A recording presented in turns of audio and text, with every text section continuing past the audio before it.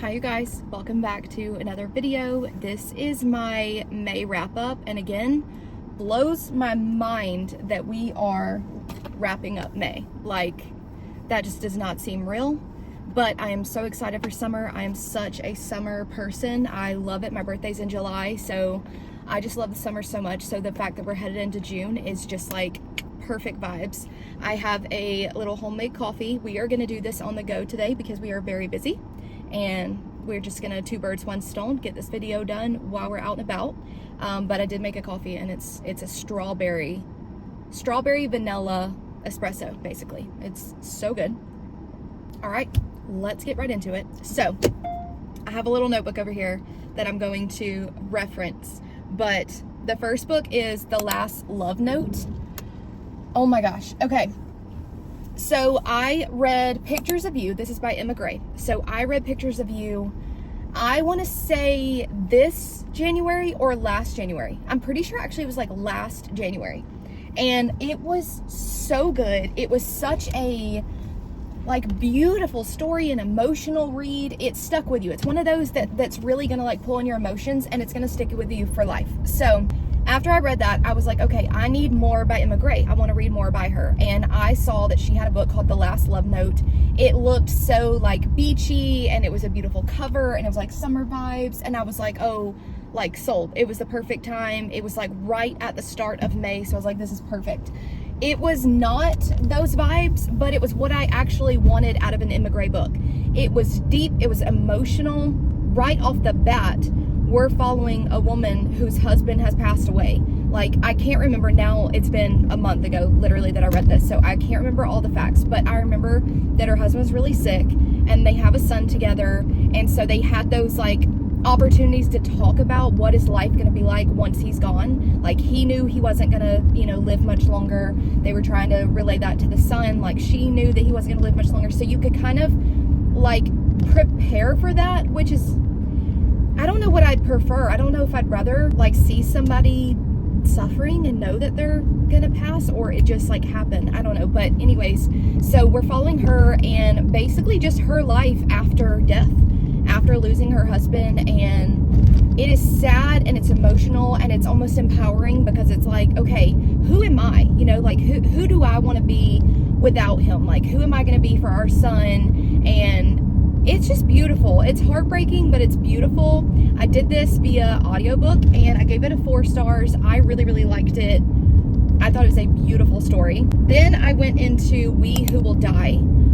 Okay, this is a book that it's like I don't think it's a fantasy romance. I think it is maybe classified as more like dystopian romance, maybe. I don't know the exact classification, but it didn't give like fantasy romance vibes, right? Like, if you think fantasy romance, you think ACOTAR, Fourth Wing, Quicksilver, Gold by Raven Kennedy, like those kind of series. It didn't give that. It gave more dystopian, like fighting for our lives, you know, like there's monsters and creatures. I think there was like griffins and, oh, what are those creatures? Centaurs. I think there were centaurs in this one as well. And it was such an interesting premise, but it took me so long to get through this one. I started it like in April, maybe even March, and I finished it in May, and I read the bulk of it in May, but like I would start it and put it down so many times. But I did finally just lock in. I was like, I want to read this book. Like, it's interesting. I want to read it. People are loving it and giving it like 5-star ratings, and they're raving about it, so I want to do it. And I did like it. It was a very good book. I gave it 4 stars.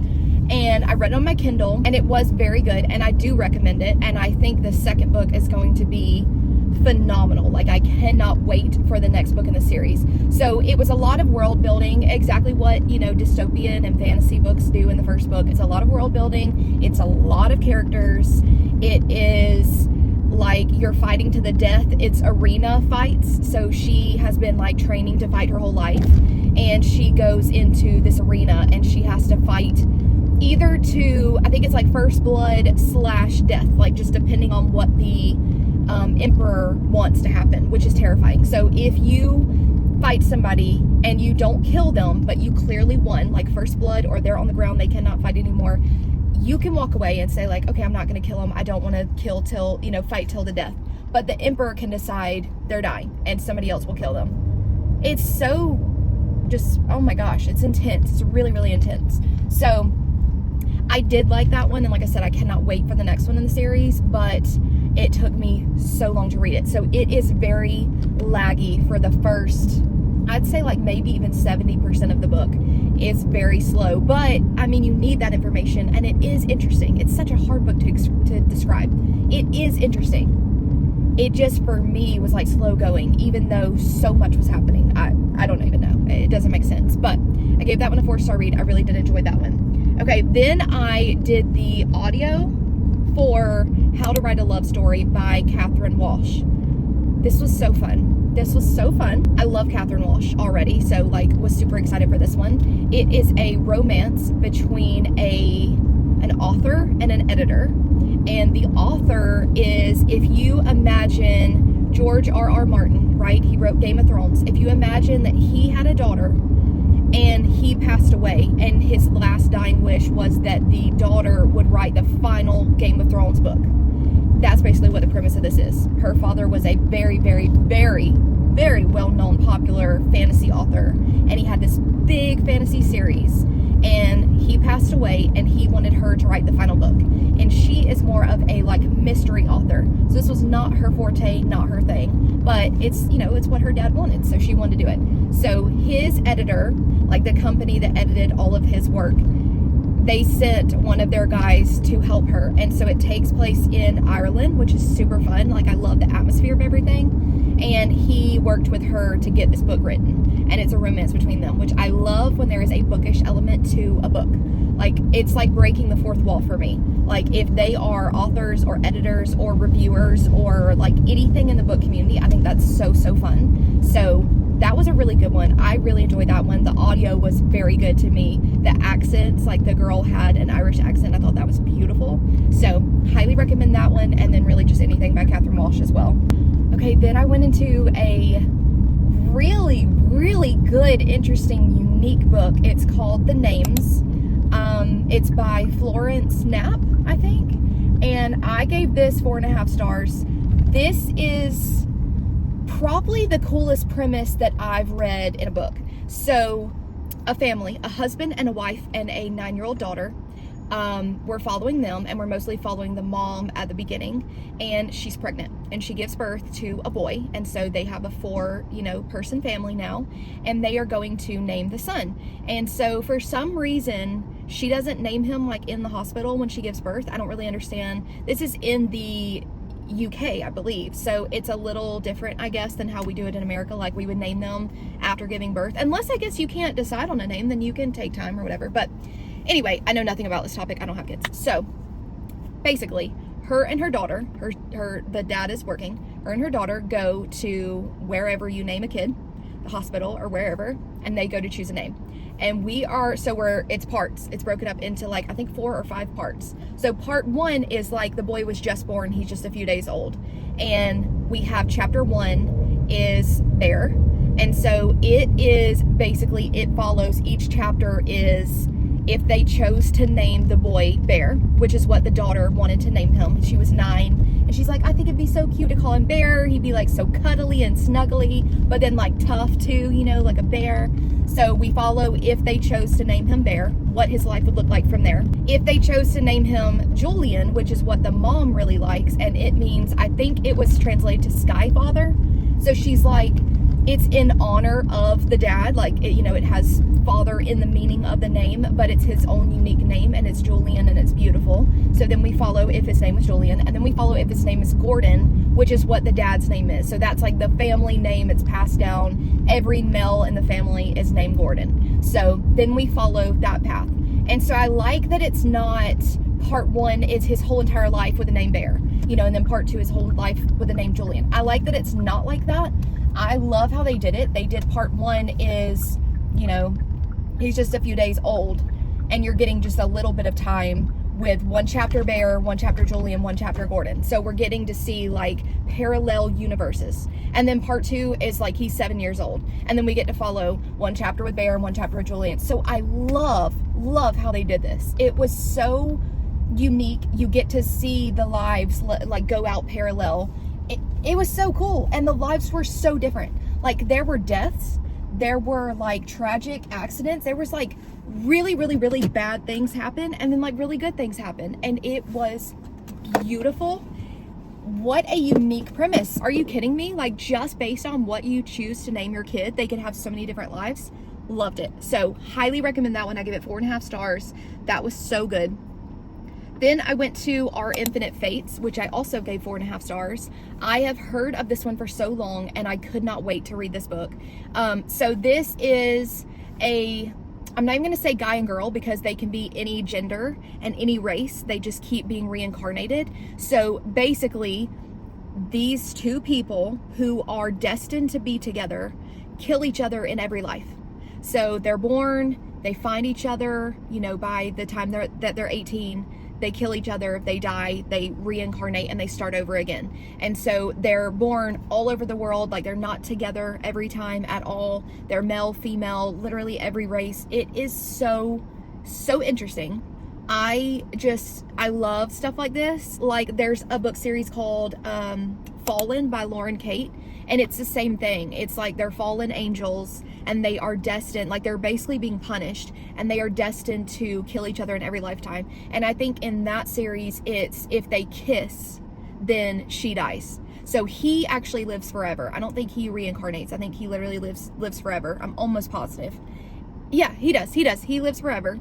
And then if they kiss, because they're like drawn to each other, so the universe keeps putting them in each other's orbit, and then they fall in love because they have been in love. Like, a part of, he obviously remembers her, so he's in love with her, but like a part of her soul remembers him, no matter in what like body she's in, everything. It's so cool. It's amazing.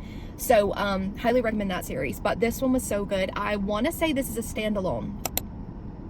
Ooh, now that I think about it, I don't really know if this is standalone or not. I think it is.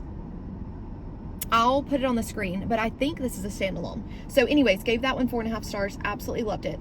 Okay, then I had an arc for The Shippers by Catherine Center. This is my 5-star read of the month.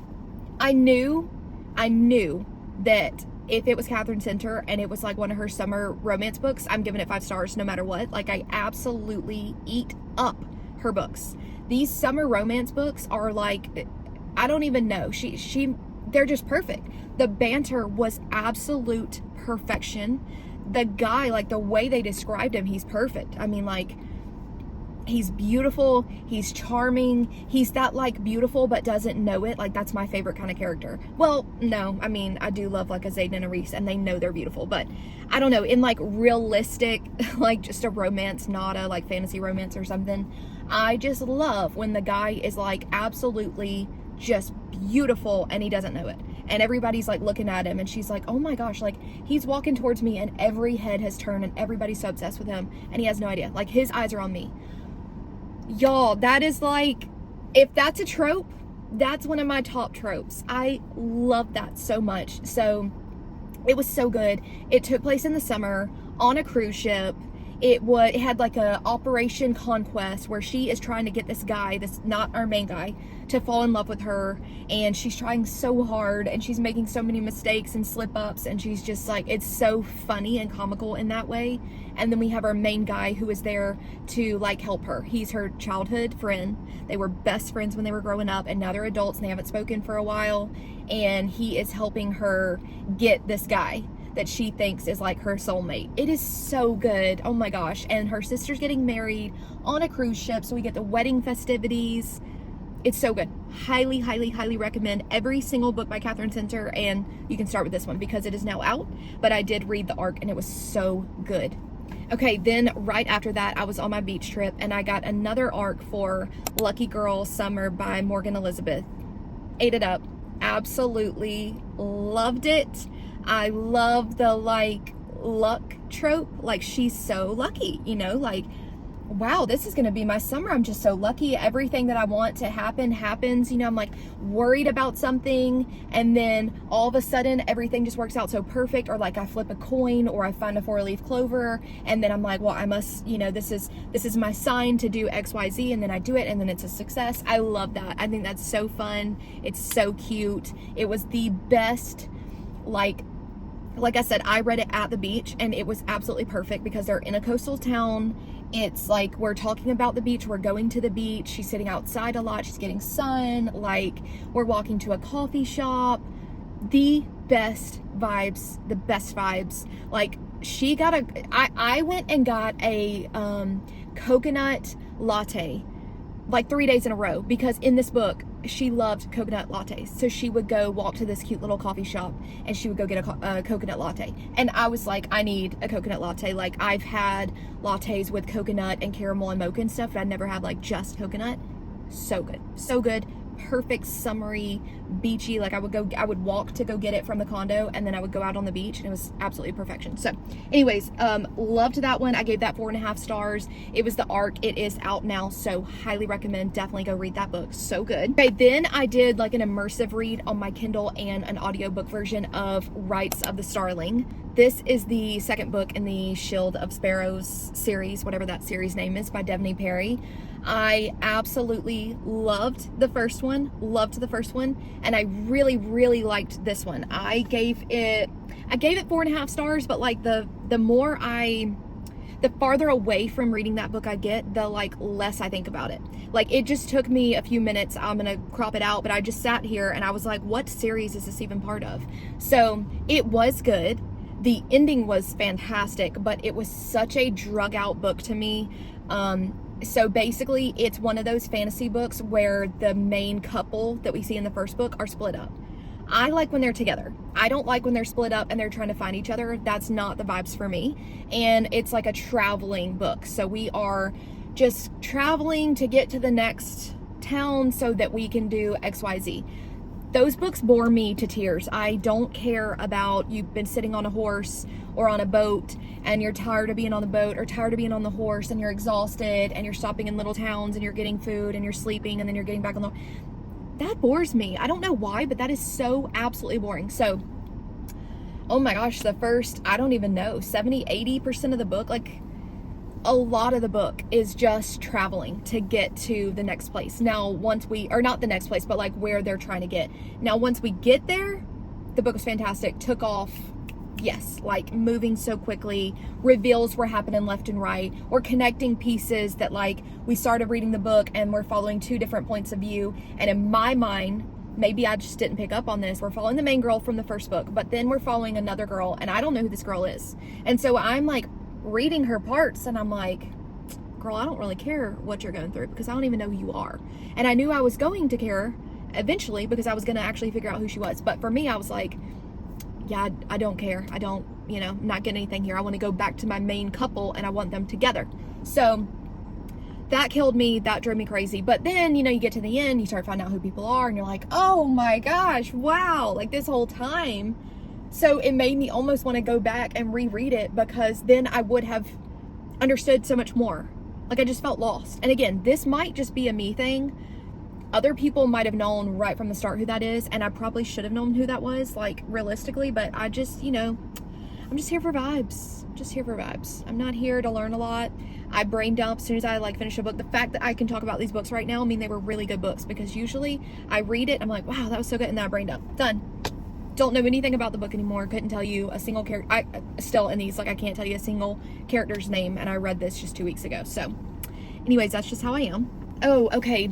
I have heard this book was so hyped for so long. Blood and Steel by Helen Shore. I don't know how to say that last name. But this was so hyped, and I have had this on my list for so long, and I was like, I am going to love this book. Like, I already know I'm going to love it. I'm going to eat it up. I didn't. So I gave it 3.5 stars. I think that's a little generous. I think it could probably be 3. I listened on audio. I am going to be so for real with you right now. Just right now, just talking off the top of my head, I don't remember anything about this book. I read this at the same time as I started Riftborn, and I think these were the two that were really similar. I'm going to be so for real. I don't remember anything about this book. I DNF the series. I will not continue the series at all. I don't remember the character names. I don't remember what we were doing. Like, I feel like I'm gonna have to put a little synopsis, like I'm gonna put the cover, and I feel like I'm gonna have to just give you like the details of the book, because sitting here right now trying to do this wrap up, I don't remember a single thing. So I gave it a 3.5 in the moment when I finished it, probably because the ending was really good.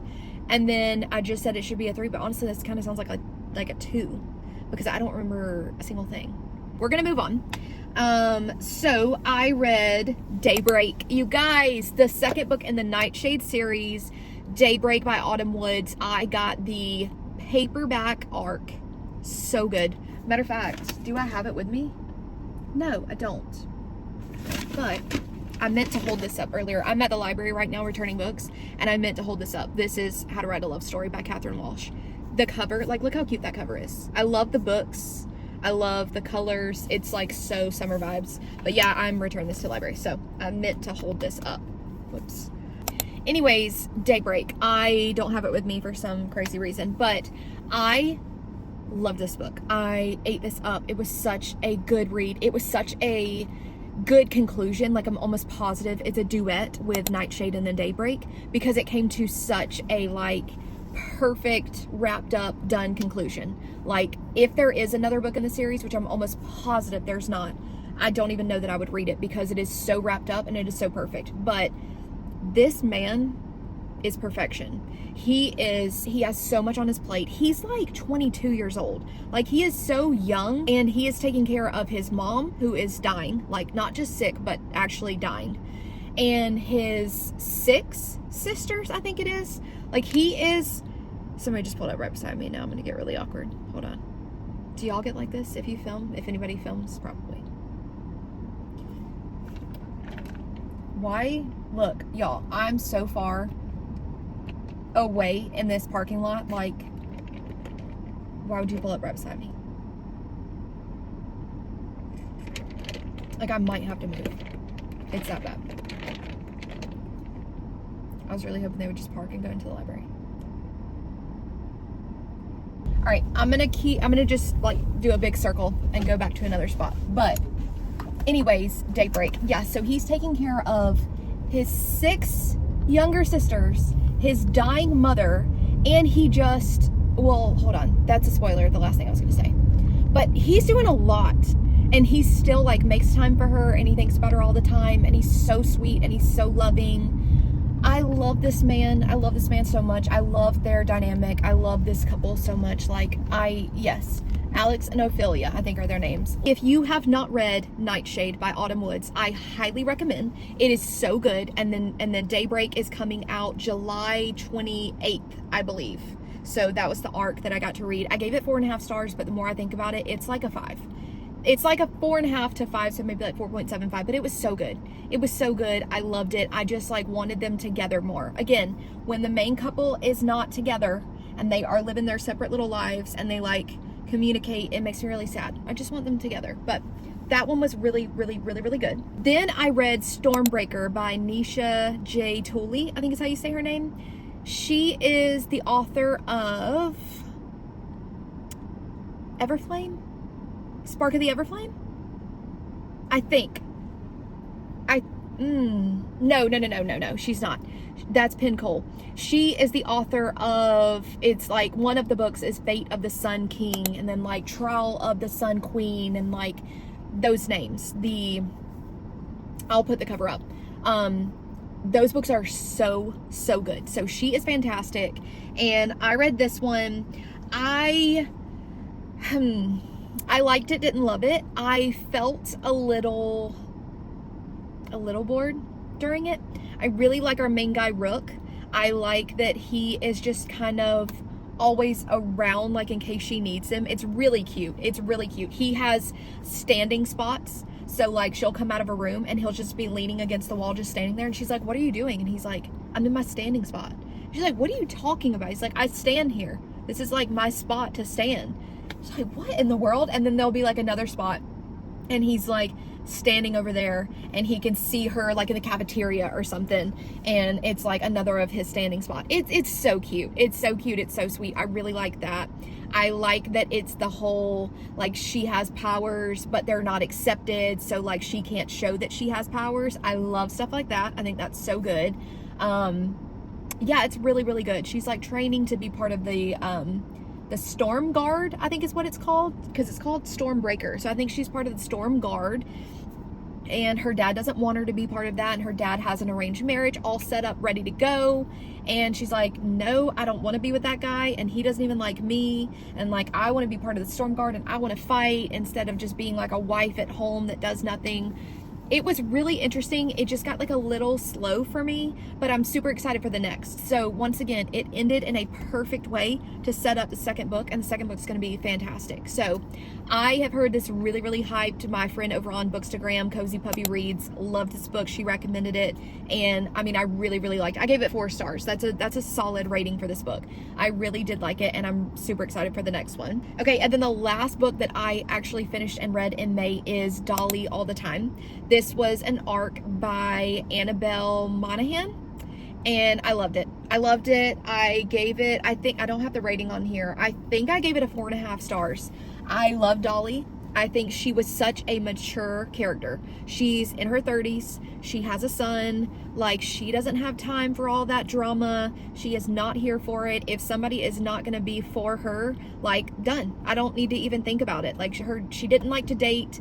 She wasn't really putting herself out there a lot. She was taking care of her dad. So like, her mom left when she was younger, so she had to step up and take care of her younger sister, her younger brother, who had an injury. He got in an accident or something. He got in an accident, like a car accident or something, and I think he like hit his head really bad, so he like didn't fully develop. So he is, I think, like 30 years old or something. Like, he's an adult man, and he'll walk outside in just his underwear and just stand on the porch, and they're like, put pants on, Christopher. But he's really, really sweet, and he says it like it is. Like, he's so that kid vibe that's just like, I'm gonna just say this, like, she likes you, you know, and it's like, Christopher, stop. So from, I don't even know how old, like, since she was really young, she had to step up and kind of be like a mom to her little sister and brother, and then like a caretaker for her dad, and like help clean the house. And he worked like a full-time job and owns his own business, and so she was the one that was like that supporting wife role almost, which is really sad. And so she's done this her whole life, and she goes and she takes care of the house, and she, you know, does any repairs that need to be done. She goes every summer and does that. She's a school teacher in Boston, and then her dad and younger brother live in Rhode Island. So it's a coastal town. It's a small town. We're going back to home. She's staying in her childhood home. I love those vibes so much. And then there's a billionaire guy who needs to boost his image, and dating Dolly is going to help him boost his image. So it's a fake dating. It's perfect. It's perfect. It's so good. The vibes were so summery. It was the perfect time of year to read it. I loved this book. I love her writing. I love the banter between the characters. I love the characters. Like, she gives her characters so much personality, and like, you get to see them have so much growth. Like, the male character was just such a like, this is who I am. I work all the time. Like, I don't have time for a relationship. I don't really care about relationships. I want to take over the company, and you need to help me like boost my image to my parents and to the media. And then by the end, it's like, well, hold on, maybe work isn't life, you know, maybe I can have a life. And I thought that growth was so good. And then she is so mature, but she is so like, I have to do everything by myself, because it's always been like that. And I loved seeing her growth as well, of maybe I can accept help from others, and, you know, I don't have to do it all by myself. So beautiful story. Highly recommend her books. Absolutely loved this one.